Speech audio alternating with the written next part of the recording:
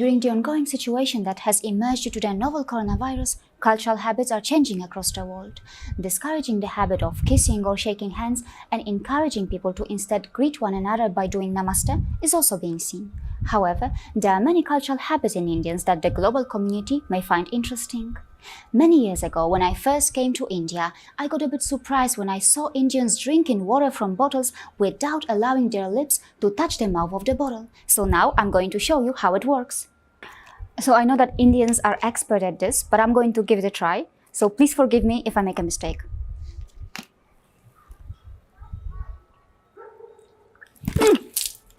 I'm so sorry. Let me give it a try again.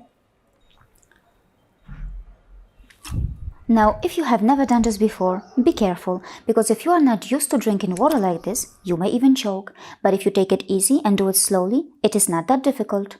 Now, this may reduce the probability of transmission of infectious agents through saliva. Still, if your hands are carrying some infectious agent as you touch the bottle and if others touch it later, you may still end up passing on the infection to others.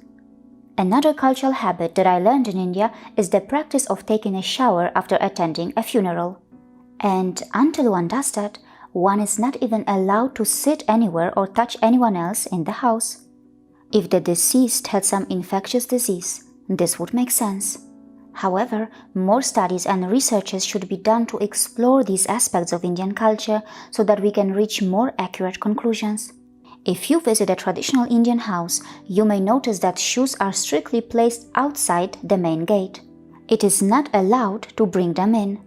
Also, washing hands after you touch your shoes and washing your feet after you take them off is recommended. There is a study that supports this practice. Dr. Charles Gerber, microbiologist and professor at the University of Arizona, discovered large numbers of bacteria both on the bottom and inside of shoes. I have also noticed that in Dharmic Indian traditions, the practice of kissing a sacred object is also mostly absent. For example, kissing the Holy Cross is a common practice in many Christian gatherings. It doesn't hurt to adopt the good habits of Indians, does it? Likewise, Indians may also adopt good practices from the West.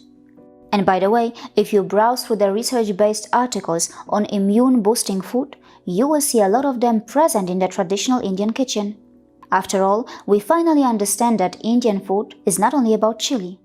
Various spices that are used in traditional Indian cuisine are full of antiviral and antibacterial properties. The Indian traditions can also be useful if you are facing a situation of a lockdown. Yoga and meditation can help you stay fit and mentally stable while you remain isolated, and it can also help you in avoiding the risk of the transmission of infectious agents through the gym equipment. If you are a religious person, instead of having a mandatory Sunday visit to the church, you may consider praying at home. In their traditional system, Hindus do not have to have any compulsory temple visits. They have their tiny temples within their home. And most importantly, don't forget to visit the WHO official webpage for the accurate information and to get familiarized with the latest updates regarding the whole situation. See you again.